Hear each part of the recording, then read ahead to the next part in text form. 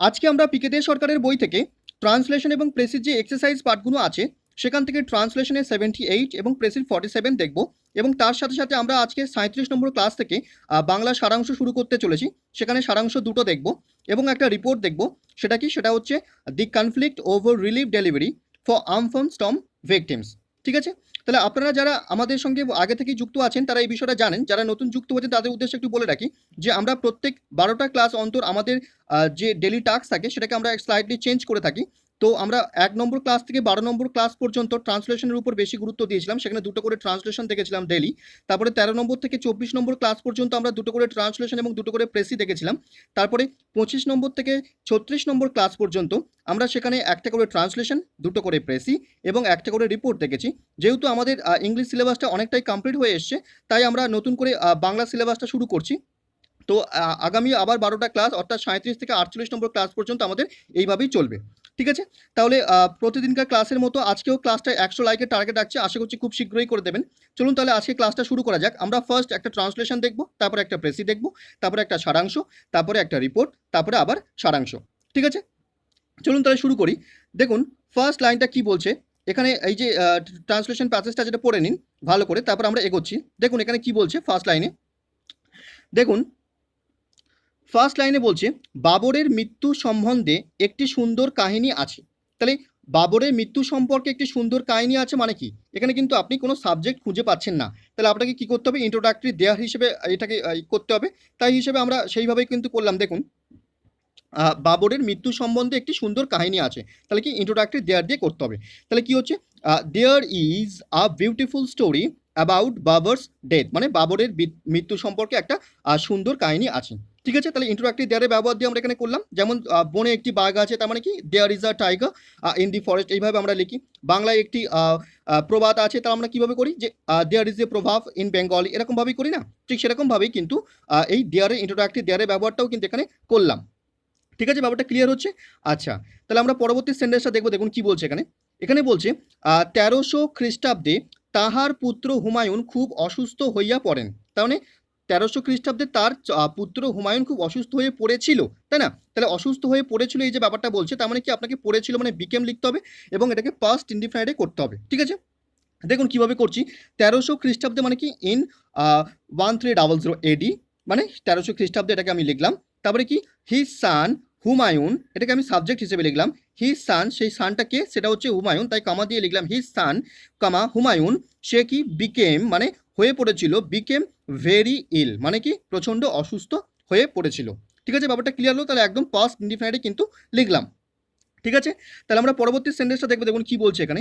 এখানে বলছে তাহাকে নৌকা করিয়া আগ্রায় আনা হইল, তার মানে তাকে নিয়ে আসা হয়েছিল। তাহলে অবশ্যই আপনাকে প্যাসিভে লিখতে হবে এবং কি করতে হবে? পাস্ট ইনডিফিনাইটে কিন্তু লিখতে হবে। তাকে কারোর দ্বারা নিয়ে আসা হয়েছিল বা নৌকো করে নিয়ে এসেছিল, কিন্তু কারোর দ্বারা নিয়ে আসা হয়েছিল, তাই তিনি নিজে নিজে আসেননি, তাই কিন্তু আপনাকে প্যাসিভে করতে হবে। ঠিক আছে, এবং কি করতে হবে? পাস্ট ইনডিফিনাইটের প্যাসিভে আমরা করবো। দেখুন কিভাবে করলাম এটাকে। তাকে নিয়ে আসা হয়েছিল, তাহলে হি ওয়াজ ব্রট টু, কোথায় নিয়ে আসা হয়েছিল? হি ওয়াজ ব্রট টু আগ্রা, তাকে আগ্রাতে নিয়ে আসা হয়েছিল কিসে করে? বাই বোট, মানে বোটে করে বা নৌকোয় করে। ঠিক আছে, ব্যাপারটা ক্লিয়ার হচ্ছে? তাহলে কিন্তু আমরা এখানে পাস্ট ইনডিফিনাইটের প্যাসিভে কিন্তু করলাম। ঠিক আছে, ক্লিয়ার হয়েছে? তাহলে আমরা পরবর্তী সেন্টেন্সটা দেখবো। দেখুন কি বলছে এখানে। এখানে বলছে কিন্তু সেখানকার চিকিৎসায় কোনো উপকার হইল না। এই যে বলছে কিন্তু সেখানকার চিকিৎসায় কোনো উপকার হইল না, দেখুন এটাকে কিভাবে করছি। বাট দি ট্রিটমেন্ট দেওয়া ডিড হিম নো গুড, মানে কি এই যে এইটা বইয়ে হিন্টস দেওয়া ছিল এইভাবে, সেইভাবে আমরা করলাম কি বাট দি ট্রিটমেন্ট দেওয়া, কিন্তু সেখানকার চিকিৎসায় ডিড হিম নো গুড মানে তার কোনো উপকার হইল না। ঠিক আছে, ব্যাপারটা ক্লিয়ার হচ্ছে? কি বলছে এখানে। আচ্ছা, এটাকে আমরা আরেকভাবেও করতে পারি। দেখুন কিভাবে করা হয়েছে। যদি আপনি এরকমভাবে করতে চাইতেন যে বইয়ের হিন্টস না ফলো করে আপনি নিজের মতো করে করতে চাইতেন, তাহলে এরকমভাবেও করা যায় কি but there was no benefit, এই যে দেয়ারের ব্যাপারটাই কিন্তু আপনাকে আবার নিয়ে আসতে হচ্ছে। ঠিক আছে, ইন্ট্রোডাক্টরি দেয়ার, তার মানে কি but there was no benefit মানে কি কোনো উপকার হয়নি টু দি ট্রিটমেন্ট দেয়ার, মানে কি সেখানকার কোনো সেখানকার যে ট্রিটমেন্ট, সেখানকার যে চিকিৎসা, সেই চিকিৎসায় কিন্তু কোনো কি হয়নি, উপকার হয়নি। ঠিক আছে, ব্যাপারটা ক্লিয়ার হলো? আচ্ছা, তাহলে আমরা পরবর্তী সেন্টেন্সটা দেখবো। দেখুন কি বলছে এখানে। এখানে বলছে দেখুন এই বিষয়টা কিন্তু অনেকেরই প্রবলেম হচ্ছে। দেখুন কি বলছে এখানে, ভালো করে বুঝবেন। বলছে হতাশ হইয়া, হতাশ হইয়া আপনি ইন ডেসপেয়ার লিখতে পারেন। ঠিক আছে, অন্যভাবেও করা যায়, বিইং ডিসঅ্যাপয়েন্টেড দিয়েও কিন্তু করা যায়। দেখুন হতাশ হইয়া বাবর মনে করিলেন, মানে বাবর মনে করেছিলেন যে তাহার নিকট যাহা সর্বাপেক্ষা প্রিয় প্রিয় বস্তু তাহা ভগবানকে অর্পণ করিবেন। ঠিক আছে, দেখুন এই পর্যন্ত কিভাবে করছে আগে দেখুন কি বলা হচ্ছে। বিইং ডিসঅ্যাপয়েন্টেড মানে কি, হতাশ হয়ে। বাবর থট দ্যাট মানে বাবর ভেবেছিল যে what ever he love most মানে যেটা সে সব থেকে বেশি পছন্দ করত, ঠিক আছে, সেটা কি কুড বি কনফার্ট টু গড মানে কি সেটা গডকে অর্পণ করবেন। ঠিক আছে, তাহাতে তাহার পুত্রের জীবন রক্ষা হইতে পারে। তার মানে এই বিষয়টাকে আমি মার্চ করে লিখছি কিভাবে দেখুন, to save his son's life মানে তার পুত্রের জীবন বাঁচাতে। ঠিক আছে, ব্যাপারটা ক্লিয়ার হচ্ছে কিভাবে করা হচ্ছে। দেখুন আরেকবার কিভাবে বলছে এটাকে, এখানে এইভাবে বলা হচ্ছে হতাশ হইয়া। হতাশ হইয়া তাহলে আমরা কিভাবে লিখলাম, বিইং ডিসঅ্যাপয়েন্টেড এইভাবে লিখলাম। আপনি ইন ডেসপেয়ারও লিখতে পারেন, সেটা আমি পরে বলছি। তা বিইং ডিসঅ্যাপয়েন্টেড মানে ডিসঅ্যাপয়েন্টেড হয়ে বাবর মনে করিলেন, কি মনে করেছিলেন সেটাই লিখলাম যে কি বাবর থট দ্যাট কি what ever he love most যেটা সে সব থেকে বেশি পছন্দ করতো কুড বি কনফার্ট মানে সেটাকে অর্পণ করবেন কোথায়, টু গড গডের কাছে, তাহাতে তাহার পুত্রের জীবন রক্ষা হইতে পারে।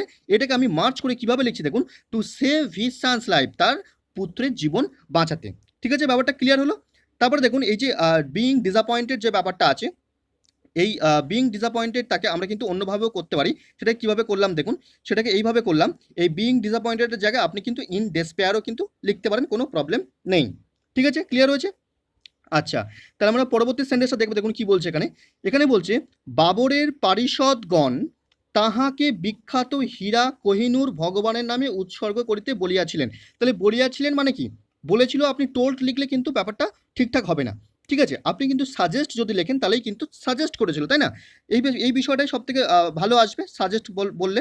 দেখুন কিভাবে এটা করছি, এখানে এইভাবে করা হলো দেখুন, কারা করেছিল, বাবরের পারিষদগণ। তাহলে সাবজেক্ট হিসেবে আমি কি লিখলাম, বাবার্স কোর্টিয়ার্স মানে বাবরের পারিষদগণ।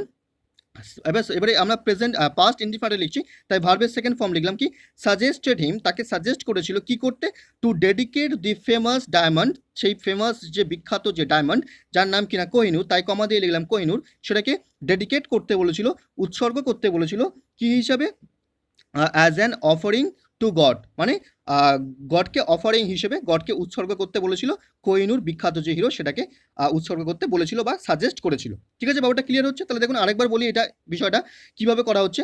বাবর্স কোর্টিয়ার্স মানে সাবজেক্ট হিসেবে লিখলাম বাবর্স কোর্টিয়ার্স, ফার্স্ট ইন্ডিফারেন্ট লিখছি তাই সাজেস্টেড লিখলাম সেকেন্ড ফর্ম, বাবর্স কোর্টিয়ার্স সাজেস্টেড হিম মানে তাকে সাজেস্ট করেছিল, টু ডেডিকেট দি ফেমাস ডায়মন্ড কোহিনূর কোহিনূরকে কোহিনূর যে ফেমাস ডায়মন্ড সেটাকে ডেডিকেট করতে, as an offering two god মানে কি ভগবানের নামে সেটাকে উৎসর্গ করতে কিন্তু বলেছিল বা সাজেস্ট করেছিল। ঠিক আছে, ব্যাপারটা ক্লিয়ার হচ্ছে। তাহলে কিভাবে করা হচ্ছে এখানে।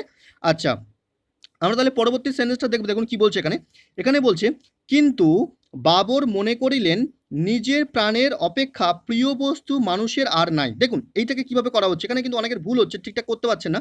দেখুন কিন্তু তাহলে বাট লিখলাম, ঠিক আছে, কে মনে করেছিলেন, বাবর, তাহলে মনে করেছিলেন পাস্ট ইনডিফিনিট লিখবো, সাবজেক্ট হিসেবে বাবর লিখলাম, সেকেন্ড ফর্ম ভার্বের থট লিখলাম, বাবর মনে করেছিলেন যে, তার মানে কি বাট বাবর থট দ্যাট কি মনে করেছিলেন যে nothing is more favourite, nothing is more favourite than a person's own life. তাহলে এই যে নাথিং ইজ থেকে যেটা আমরা লিখলাম সেটা কিন্তু কম্পারেটিভ ডিগ্রি ইউজ করে কিন্তু লিখলাম কি, নাথিং ইজ মোর ফেভারিট কোনো কিছুই কিন্তু বেশি প্রিয় নয়, than a person's own life কোনো মানুষের নিজের জীবনের থেকে তার কাছে কিন্তু বেশি কিছু প্রিয় হতেই পারে না, সেটা কিন্তু এইভাবে লিখলাম। ঠিক আছে, ব্যাপারটা ক্লিয়ার হলো। তাহলে কীভাবে করলাম। আচ্ছা, তাহলে আমরা পরবর্তী সেন্টেন্সটা দেখব। দেখুন কি বলছে এখানে, এখানে বলছে পুত্রের রোগসজ্জার চারিদিকে তিনি পুত্রের রোগসজ্জার চারিদিকে 3 বার প্রদক্ষিণ করিয়া। ঠিক আছে, 3 বার প্রদক্ষিণ করিয়া এটাকে আপনি কম্পাউন্ড করতে পারেন বা পার্টিসিপল করে কিন্তু সিম্পল সেন্টেন্সও লিখতে পারেন। 3 বার প্রদক্ষিণ করিয়া তিনি প্রার্থনা করিলেন যে তাহার নিজের প্রাণের বিনিময়ে তাহার পুত্রের প্রাণ রক্ষা হোক। দেখুন কিভাবে করছে এটাকে এইভাবে করলাম। দেখুন কিভাবে কম্পাউন্ডে করছি আমরা, কি he went round his son's sick bed মানে কি তিনি তার যে মানে শয্যাশায়ী যে সান মানে তার যে পুত্র শয্যাশায়ী তার পুত্রে কি করলো, he went round his son's sick bed তার রোগসজ্জার চারদিকে ঘুরলো, থ্রাইস মানে 3 বার।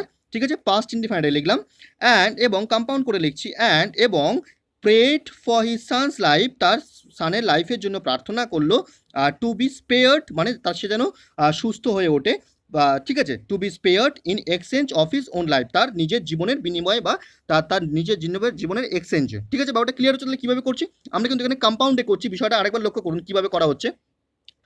আমরা করলাম কি, পুত্রের রোগসজ্জার চারিদিকে 3 বার প্রদক্ষিণ করিয়া, এই বিষয়টাকে কি করলাম, পুত্রের রোগসজ্জার চারিদিকে 3 বার প্রদক্ষিণ করেছিলেন এবং তিনি প্রার্থনা করেছিলেন, এইভাবে কিন্তু করছি। ঠিক আছে, তাহলে কি হচ্ছে, he went round his son's sick bed, মানে তিনি পুত্রের রোগসজ্জার চারিদিকে ঘুরেছিলেন কতবার, থ্রাইস, সেটা লিখলাম 3 বার, এবং prayed for his son's life, এই যে প্রেড, তাহলে সাবজেক্টটা কিন্তু হিটাই হচ্ছে। ঠিক আছে, তাহলে he prayed for his son's life, তিনি তার সানের জন্য প্রে করেছিলেন, টু বি স্পেয়ার, তাকে সুস্থ করার জন্য, in exchange of his own life, তার নিজের জীবনের পরিবর্তে।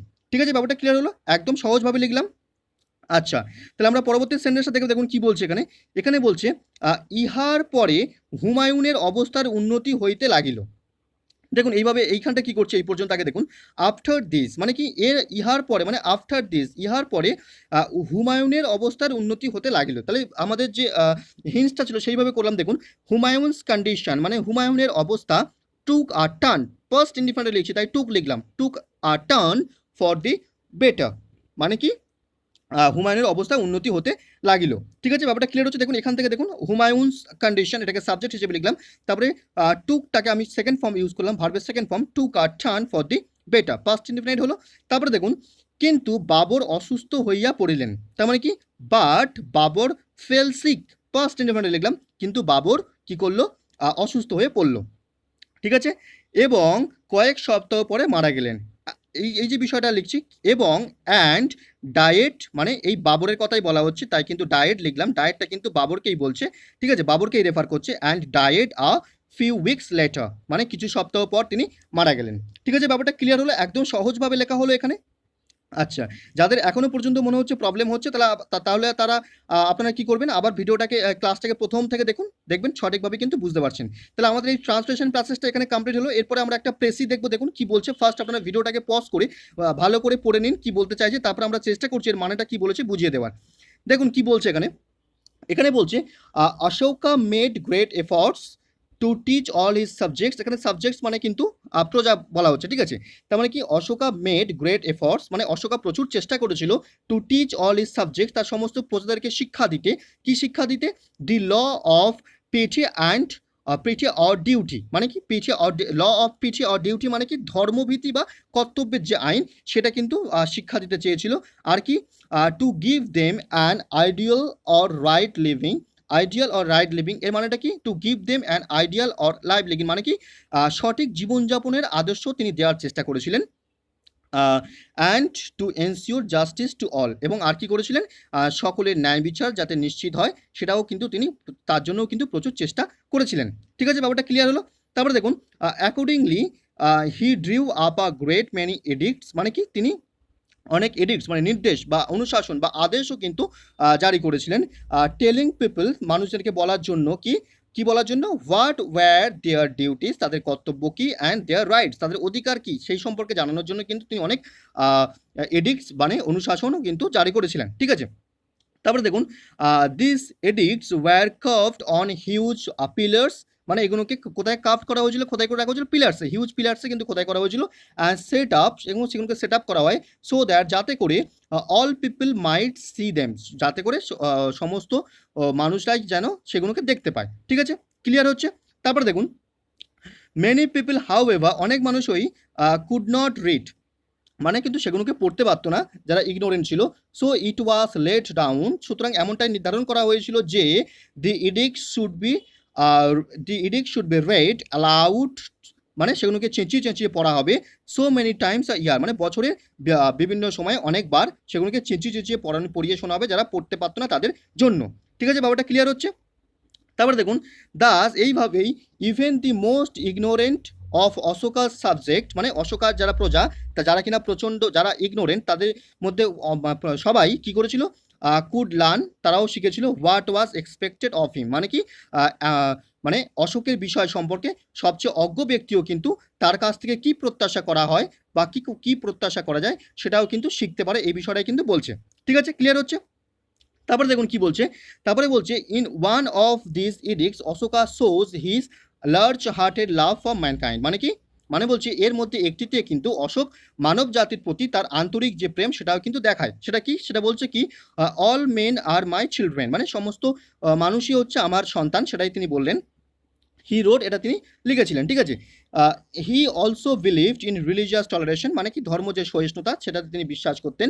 অ্যান্ড ইনস্ট্রাক্টেড হিজ পিপল, তার পিপলসদেরকে তিনি ইনস্ট্রাক্ট করেছিলেন কি, to respect every man's religion, প্রত্যেক মানুষের যে রিলিজিয়ান সেটাকে কিন্তু তিনি রেসপেক্ট করতে বলেছিলেন। ঠিক আছে, ব্যাপারটা ক্লিয়ার হচ্ছে? তাহলে এখানে অ্যাকচুয়াল যদি আপনি ভালো করে পড়ে থাকেন তাহলে কি বুঝতে পারছেন, এখানে কিন্তু অশোকের যে ধার্মিক অশোকের যে রাজত্বকাল সেই জিনিসটাই কিন্তু এখানে বলা হচ্ছে কিছুটা, তাই না?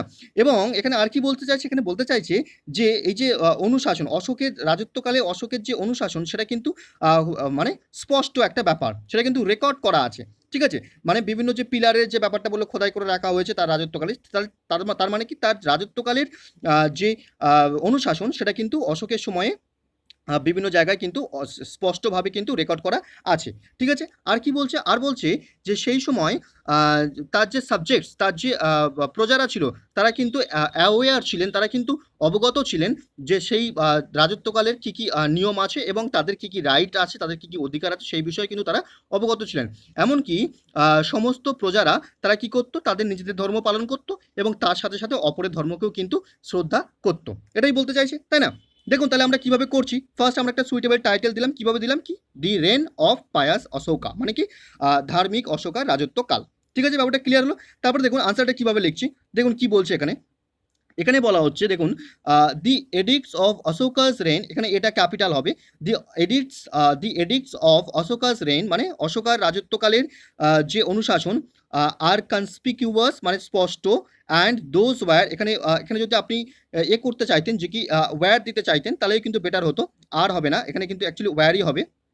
দেখুন তাহলে কি হচ্ছে, the edicts of Ashoka's reign were conspicuous, মানে কি আরের জায়গায় তাহলে ওয়্যার হবে। The edicts of Ashoka's reign, মানে অশোকার রাজত্বকালের যে অনুশাসন সেগুলো ওয়্যার কনস্পিকিউয়াস, মানে কি স্পষ্ট ছিল। And those were recorded during his reign, এবং তার রাজত্বকালে কিন্তু সেগুলোকে রেকর্ড করা হয়েছিল। তার মানে এই যে বলছিল না যে বিভিন্নভাবে কাট করা হয়েছে, সেটাকে আমরা এইভাবেই লিখলাম, ঠিক আছে। তারপরে দেখুন কি বলছে, তারপরে বলা হচ্ছে at the time of his reign, তার রাজত্বকালে all these subjects were aware of their discipline and rights, মানে তার সমস্ত প্রজারা তাদের যে ডিসিপ্লিন এবং যে অধিকার তা সেই বিষয়ে কিন্তু অবগত ছিলেন। এই যে ইগনোরেন্ট ব্যাপারটা তাদেরকে বলে বলে চেঁচিয়ে বলা হতো, তাদেরকে অবগত করা হতো, এই বিষয়টা কিন্তু উল্লেখ করলে হবে না, এইভাবে কিন্তু বলতে হবে যে সবাই অবগত ছিল, ঠিক আছে। তারপরে দেখুন, even all this subject practised their own religion, মানে সমস্ত প্রজা তাদের নিজেদের ধর্ম পালন করতো, as well as respected the religion of others, এবং পাশাপাশি কি করতো, অন্যদের ধর্মকেও কিন্তু শ্রদ্ধা করতো, ঠিক আছে। ব্যাপারটা ক্লিয়ার হলো? তাহলে আপনাদের কি করতে হবে, নিজের ভাষায় কিন্তু ব্যাপারটাকে লিখতে হবে, ভালো করে পড়তে হবে, পড়ার পরে বুঝতে হবে আপনি এখানে কি বলতে চাইছে, তারপরে আপনি একটা সুইটেবল টাইটেল দেবেন এবং নিজের ভাষায় একদম সংক্ষেপের মধ্যে বিষয়টাকে লিখবেন উদাহরণগুলো উপেক্ষা করে, ঠিক আছে। ব্যাপারটা ক্লিয়ার হচ্ছে?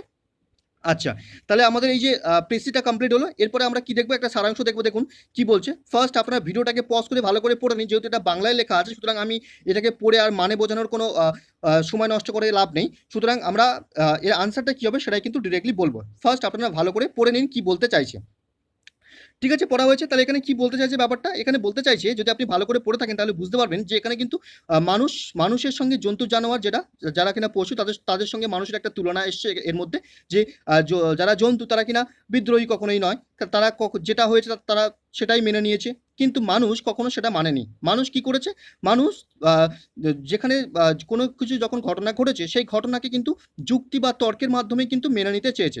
যদি সে যুক্তি তর্কের মাধ্যমে জয়ী হয় তারাই কিন্তু সে সেটাকে মেনেছে, ঠিক আছে। এবং তার ফলেই কিন্তু মানুষ কি করেছে, অন্যান্য পশুর থেকে মানুষ তার শ্রেষ্ঠত্ব অর্জন করেছে, তাই না? এবং আর কি বলতে চাইছে যে এই যে বিষয়টা মানুষের, এই বিষয়টা কিন্তু মানুষ অনেক আদিকাল থেকে শুরু করে এসছে। প্রথম কালের মানুষ কি করতো, বিভিন্ন মন্ত্র সাধনা বা তন্ত্র সাধনার মধ্যে দিয়ে সে তার এই লড়াইটা বা এই যে ব্রতিটা এটা শুরু করে, এবং পরবর্তীতে সে কি করে, তার বিজ্ঞান সাধনার মধ্যে দিয়ে সে তার আসল উদ্দেশ্যে পৌঁছায়, এবং সেই যে সেই ঘটনা বা যে কোনো ঘটনা, যে ঘটনার কথা বলা হচ্ছে, যে কোনো ঘটনাই হতে পারে, সেই ঘটনার মূল স্রোতে পৌঁছায়, তার কারণ জানতে পারে, এবং মানুষ পুরো পৃথিবীটাকে বা পুরো বিশ্বকে বা পুরো জীবকুলকে কিন্তু কন্ট্রোল করতে শুরু করে, সেটাই কিন্তু এখানে বলতে চাইছে, তাই না?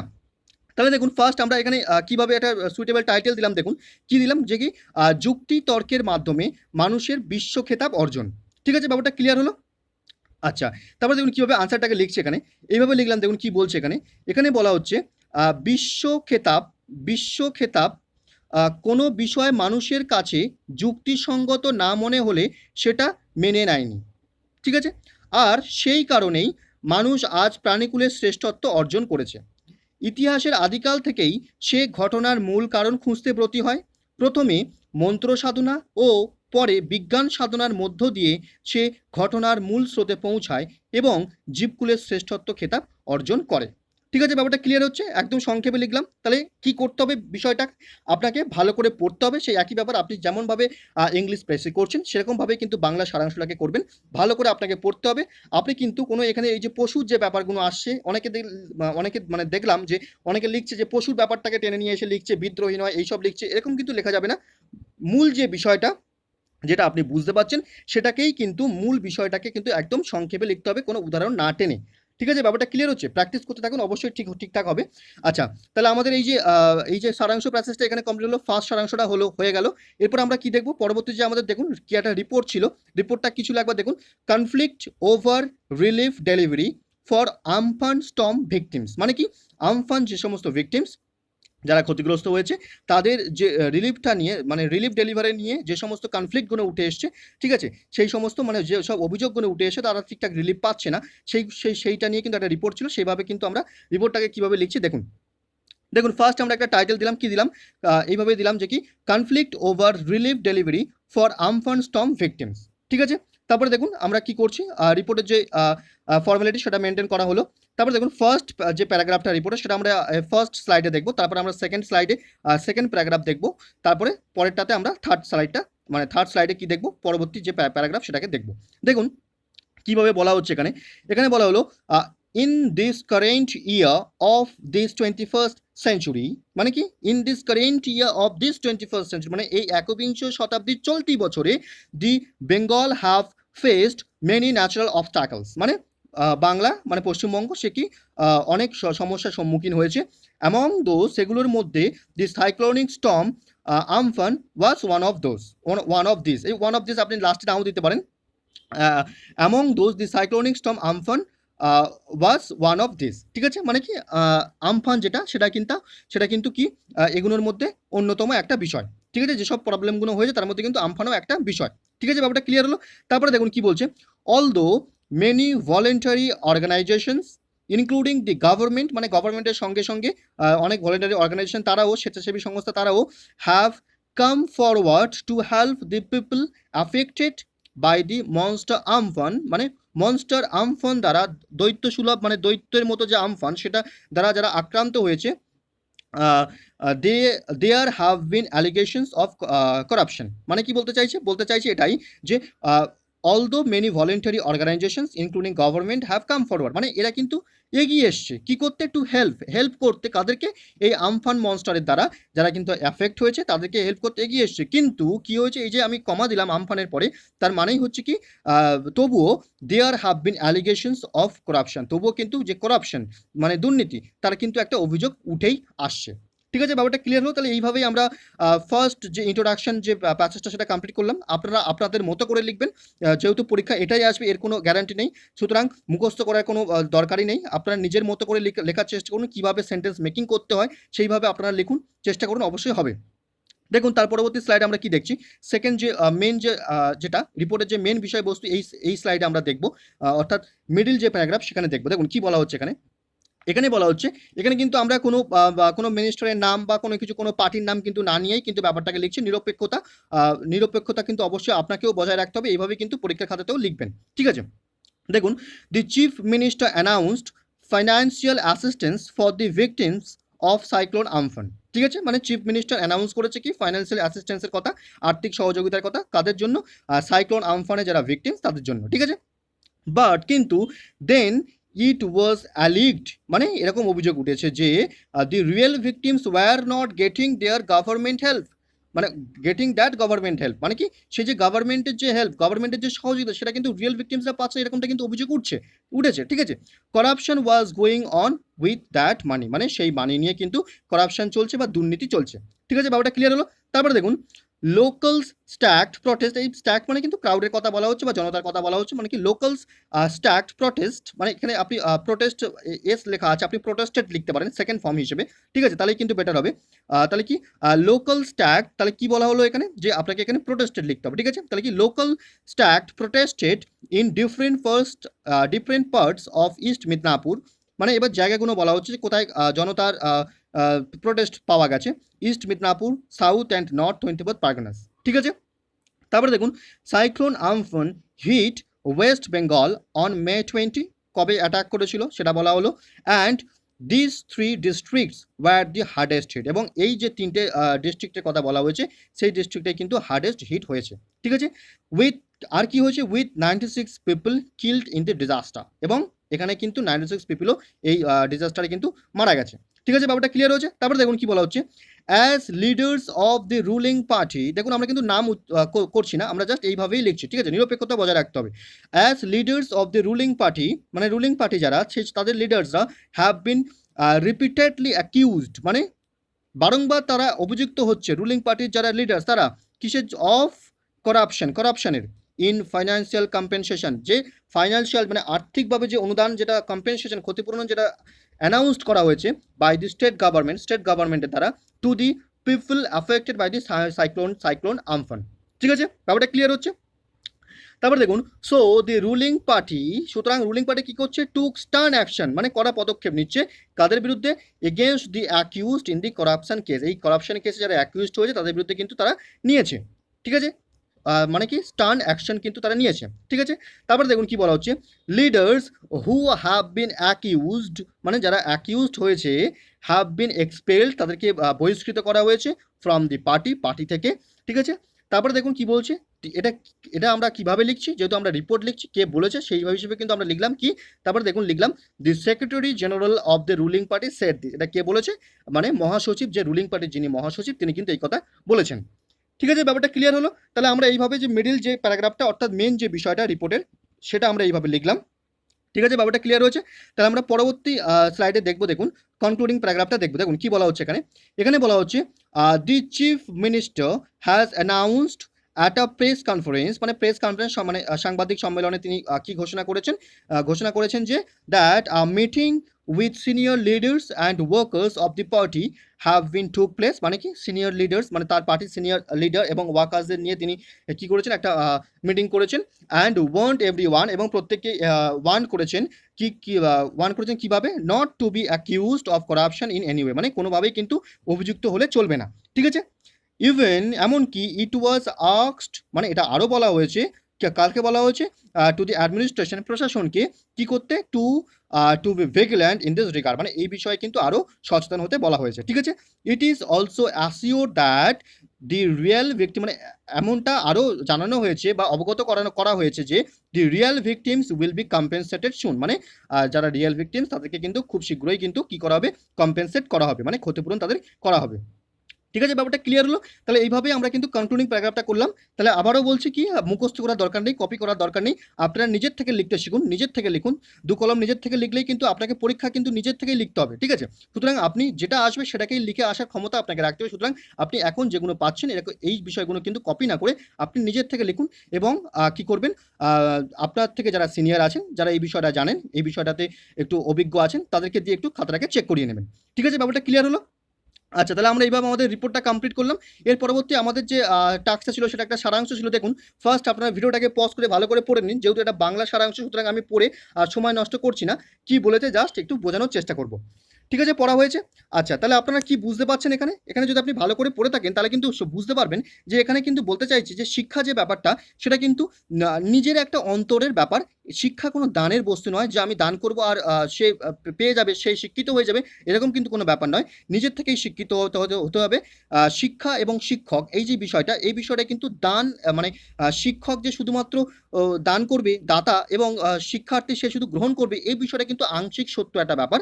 এখানে কিন্তু শিক্ষক এবং শিক্ষার্থীর মধ্যে এই যে স্লোগানটা, এটা কিন্তু একদম সত্য নয়, আংশিক সত্য একটা ব্যাপার। শিক্ষার্থীর কি উচিত? শিক্ষার্থীর উচিত শিক্ষাকে নিজের আত্মীকরণ করা, নিজেকে শেখা, এবং তার মাধ্যমে তার প্রকৃত যে চেতনা সেই শিক্ষার মাধ্যমে কিন্তু উঠে আসবে। শিক্ষক কেবলমাত্র শিক্ষার্থীকে হেল্প করতে পারে, সাহায্য করতে পারে। তার যে সংগ্রাম, সেই সংগ্রামটাকে কিন্তু তাকে নিজেই লড়তে হবে, এবং তার পথপ্রদর্শক হিসেবে শিক্ষক তাকে সাহায্য করতে পারে, তার ঊর্ধ্বে কিন্তু কিছুই করতে পারবে না। শিক্ষার্থীকে নিজেই কিন্তু নিজের সাধনার, নিজের শিক্ষা সাধনার নিজেকেই কিন্তু ব্রতী হতে হবে, এটাই বলতে চাইছে, তাই না? তারপরে দেখুন তাহলে আমরা কিভাবে একটা ফার্স্ট সুইটেবল টাইটেল দিলাম, কি দিলাম? স্বশিক্ষাই প্রকৃত শিক্ষা। ঠিক আছে, নিজের থেকে শিক্ষা যেটা, সেটাই কিন্তু হচ্ছে প্রকৃত শিক্ষা। ঠিক আছে, ব্যাপারটা ক্লিয়ার হচ্ছে? তারপরে দেখুন কিভাবে আমরা এর আনসারটাকে লিখছি। আমরা লিখলাম, কি লিখলাম দেখুন, এখানে বলা হচ্ছে শিক্ষক ও শিক্ষার্থীর সম্পর্ক, শিক্ষক ও শিক্ষার্থীর সম্পর্ক দাতা গ্রহীতার মতো, কথাটি আংশিক সত্য। ঠিক আছে, তারপরে দেখুন, শিক্ষার আত্মীকরণের মাধ্যমে প্রকৃত চেতনার উদয় হয়, কিন্তু শিক্ষা কোনো মতেই দানের সামগ্রী নয়, শিক্ষার্থীকেই শিক্ষা সাধনার ব্রতী হতে হবে। শিক্ষক কেবল শিক্ষার্থীর পথপ্রদর্শক হতে পারে, তার ঊর্ধ্বে নয়। ঠিক আছে, ব্যাপারটা ক্লিয়ার হলো? অনেকে কিভাবে লিখছে, অনেকে এইভাবে লিখছে দেখলাম, যে এই যে বিদ্যার্থী এই যে বলেছে আজকের বাজারে বিদ্যাদাতার অভাব নেই, এবং অনেকে লিখছে যে কি বাবা মারা তার সন্তানকে শিক্ষকের কাছে পাঠিয়ে থাকে, এইভাবে লিখছে। কিন্তু এইভাবে না লিখে আপনি নিজের মতো করে পুরো বিষয়টার জিস্টটাকে তুলে ধরুন। ঠিক আছে, আপনাদের লেখার মধ্যে কিন্তু অনেক প্রবলেম হচ্ছে, যেটা আমি দেখলাম। বারবার প্র্যাকটিস করতে থাকুন, অবশ্যই ঠিক হয়ে যাবে। তো আপনি কি করবেন, অবশ্যই ভালো করে বারংবার ভালো করে পড়বেন, ইংলিশ প্রেসের মতো বাংলাটাকেও কিন্তু সারাংশটাকে ভালো করে পড়বেন। পড়ার পরেই কিন্তু আপনি লিখবেন, তারপরে নিজের থেকে লিখবেন পুরোপুরি। কিন্তু ওই উদাহরণগুলো টানা একটু বন্ধ করবেন, কারণ উদাহরণ টানলেই কিন্তু প্রবলেম হয়ে যাবে। আপনার যে মূল বিষয়টা বলেছে সেটাই হচ্ছে সারাংশের মূল বিষয়। ঠিক আছে, ব্যাপারটা ক্লিয়ার হচ্ছে? তাহলে আমরা আজকের যে এই ভিডিওটা, আজকের যে আমাদের এই ক্লাসটা এখানেই শেষ করলাম। আপনাদের সঙ্গে পরবর্তী ক্লাসে দেখা হচ্ছে। আপনারা যারা এখনও পর্যন্ত আমাদের সঙ্গে যুক্ত হয়েছেন, যারা মনে করছেন যে খুবই উপকৃত হচ্ছে, তারা অবশ্যই চ্যানেলটাকে সাবস্ক্রাইব করে পাশে থাকবেন, এবং বন্ধুদের সঙ্গে প্রচুর মাত্রায় শেয়ার করবেন। তাহলে কিনা আমরা কি করব, আরও এত নতুন করে ভিডিও বানানোর উদ্যম পেয়ে থাকবো, এত এফর্টস দিয়ে ভিডিও বানাতে পারবো। ঠিক আছে, তাহলে আজকের ভিডিওটা এখানেই শেষ করলাম, পরবর্তী ভিডিওতে দেখা হচ্ছে। ধন্যবাদ।